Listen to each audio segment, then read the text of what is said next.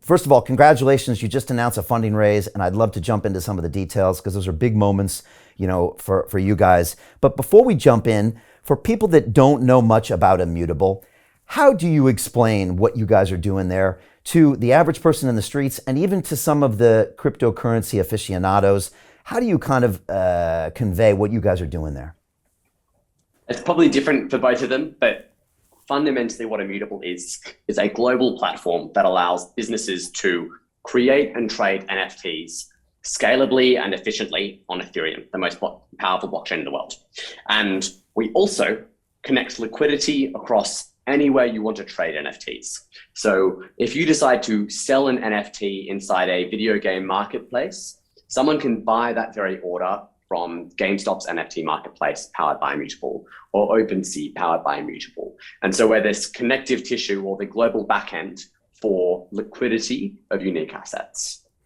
And you got a bit of a gaming background. I mean, you spent a lot of time playing games, creating your own games. And this was always one of the big missing factors in games. We spent so much time there. I mean, I'm old enough to remember the arcades in San Diego, California. 10 tokens for $1, baby. We was going in there playing Frogger, playing Galaga. And then later we got the Atari, we got the Nintendo. And then I was playing Castle Wolfenstein on my Apple II Plus. Lord knows how many assets I created over the years.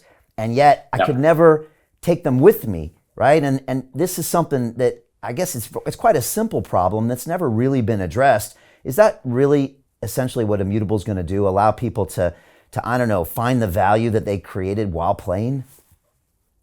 Precisely, and that's just the start. That's just gaming.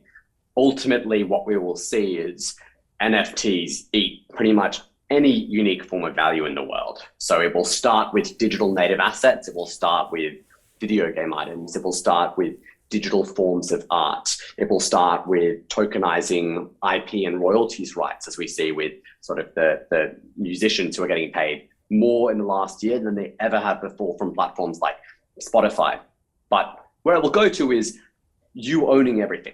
And I think the really, really powerful thing about Web3 and NFTs in general is not just digital scarcity, but the ability for users to be in charge of their own economic destiny on platforms that are traditionally controlled by big businesses. So it's no longer Facebook owning your data. It's no longer Twitter owning your data and monetizing it. You are ultimately the one owning your tweets, owning your images, owning your content, owning your financial instruments. And so whether it's really sophisticated, whether we're tokenizing an in-game item or tokenizing a Banksy or some rare digital art, or whether we're just tokenizing the most basic information, right, or tweet, ultimately everything is going to be traded via this data standard, because that is fundamentally something which allows users to own it rather than the businesses. Yeah, and it's an important concept for people to understand. You've even talked about the wine industry. The secondary market there is so big. Tokenizing, we've heard real estate, tokenizing all sorts of assets. One of my students the other day talking about tokenizing a racehorse the other day. I mean, the possibilities are endless. And yet, do you find that most people still have a hard time getting their head around, even owning their own data on Facebook is quite a big leap for people to make, right? Of course, because the companies who have sold this technology have every incentive to make it seem as normal as possible for you to give up every single right, for you to give up data that you don't know about, for you to give up IP that you don't know about, and for this constant erosion of the right to privacy, because it's not just to consent one time. Technology keeps getting better and better. And so what you're giving away becomes more and more valuable until, if it's an economic model of your marketing behaviors, they essentially have a perfect model of how you're going to spend. And that keeps improving year over year. And so we're giving away higher fidelity forms of our data each year. And there's no norm that suggests to counteract that. And so exactly what you said, which is, you grew up playing games and you never thought, hey, why don't I have any rights to this stuff? And so to me, it's not about how do we pay people thousands of dollars for playing a game. That's obviously not sustainable for everyone. What it is about is shifting the narrative so that instead of people expecting to not own anything and that they get a raw deal, they get entries in a centralized database, the default is like stuff in real life, like owning your phone when you buy it. And even those are being eroded by the right to repair. But the ability to actually have control over the things that you should have control over.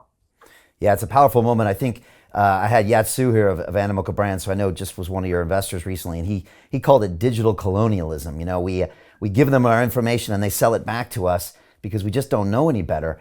And this is just the truth. But when people step back and realize that, wait a second, my health data could be an NFT that I get a return on every year if I give it to a platform, or my search data when I connect to a platform like Facebook or YouTube is valuable to me, and maybe I get an annuity every year, or my photographs or my face recognition. I don't know.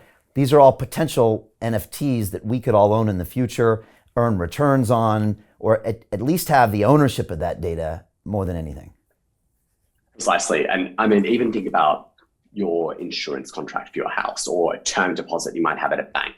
All of this stuff we just trust in existing financial systems. And so fundamentally, all the innovation of an NFT is taking the core innovation of Bitcoin, of fungible cryptocurrencies, and allowing that to be expanded to every form of unique value in the world. And the vast, vast majority of value in the world is unique. It's not currencies, it is everything else. And in fact, even if you think about shares on the stock market, they require a unique data format to be stored and traded, because you have different types of share preferences, you have different strike prices, you have different classes of stocks which have different imputed voting rights. And so even on things that people would traditionally think, hey, this is fundable, this just requires this ordinary technology, it actually requires NFTs.